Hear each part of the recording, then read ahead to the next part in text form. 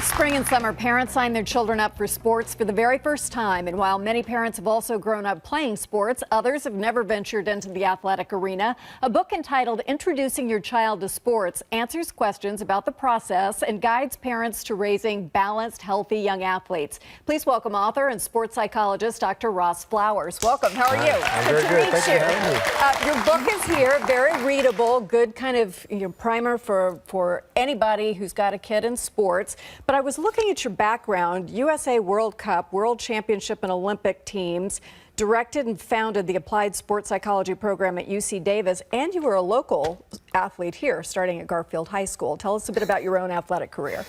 Well, I started sports when I was a young child. At 6 years old, I started playing soccer, and track and field eventually became the sport that I focused on.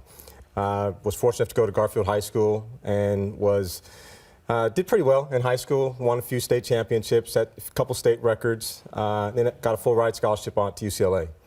Not a Husky. We're just so confused by that, but a Bruin. Okay, and just a wonderful athletic career, and then you went on to really study and focus in on the psychology of sports, not just for elite athletes who you do work with, but also for what we should know as parents with little kids. What prompted you to write this book? Well, a variety of things. One, my own background as an student athlete. But really, I wanted to write something that was a professional resource for athletes, parents, and coaches to ask a lot of the questions that I've been asked as a sports psychologist, as a coach, and now as a parent of 3 boys myself.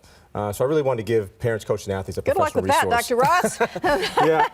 That'll be fun. So when you look at what parents have to deal with kids and with other parents and with the various pressures that come with raising a kid in sports, what do you think is the biggest don't do at this point? Well, a lot of times as parents, we want our children to be better than we were, or better than we are. So we put so much energy and our passion into our children, and we can often forget that it's about the kids. So are we really pursuing the children's passion or our own passion? Those are tough questions to be honest with yourself about, but so important. So what is the right way to go about this? And I love that you're coming at this from an analytical point of view with data points and your own experience. It's not just sort of an opinion, but what we know about what works best with kids. Sure, and I think a very positive, healthy approach is, again, to follow your child's passion, but really introducing them to fundamentals of sport. We call it the ABCs. For example, agility, balance, and coordination. But really helping our kids find what they want to do, and as parents, support and encourage and motivate them, just identifying some of those fundamental skills that they want to develop, but how we can help and support them in that way. Well, and when you say the ABCs, I hear great skills for life. They may not be a professional athlete, likely as not, they won't be, of course, but, being healthy and being active is something that we want to instill early on. Yeah, these are life skills. A lot of what I talk about in the book, there are fundamentals, but they're life skills we're teaching kids. In sport, you can develop so many things, whether you are, a child starting soccer for the first time or an Olympic gold medalist. A lot of these fundamental skills that I talk about in the book are, for example, motivation. Where do you get confidence from? What are your strengths as a person, not just as an athlete, but as a person? But as a person. And those things go together, right? The confidence that you feel about yourself, very closely tied and important to however you may feel about the thing that you do. Absolutely. For example, if someone, a child or an athlete at any age, is pursuing a sport, hopefully they're identifying why they want to pursue it. So if there is, the example, the idea that they want to become stronger. A lot of times we focus so much in sport on the physical attributes of being stronger, but you can also look at the mental and emotional side of being stronger. So can they adapt to changes in weather when they're competing? Can they adapt to a coach who may be a little more forceful in their conversation as opposed to supportive?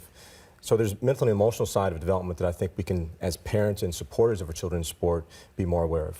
And how do we do that? Do we ask them directly? Do we be more watchful? Sometimes it's tough.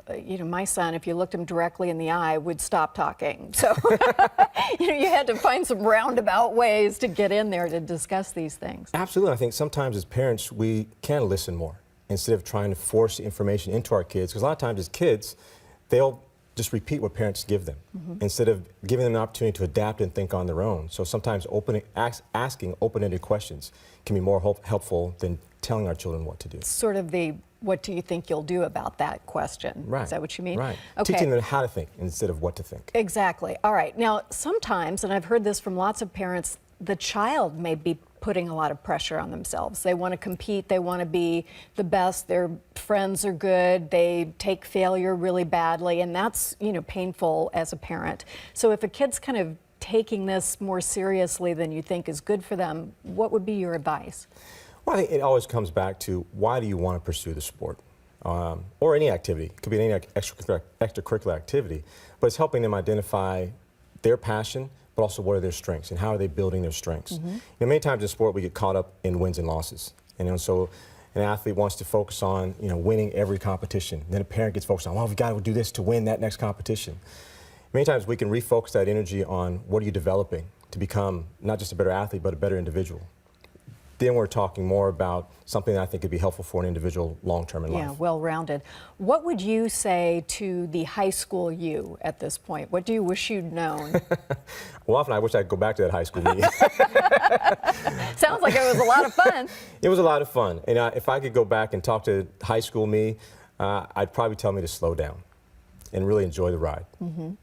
That's probably good advice for a lot of us, right? Yeah. Just remembering that. And I don't know if you can tell anybody things like that, but it's interesting to know what the insight is. Thank you so much. Keep going with this and come back and visit when you're in town. We'd love to talk to you. We've posted more information on our website about Dr. Flowers and his incredible book, a must for any family with youngsters looking to play sports. And a bonus, Dr. Flowers brought books for everybody in the audience to take home. So you may have kids, grandkids. Enjoy it. Please stay tuned for some tasty ways to give snacks a super boost. We'll try a few of them right after this quick break.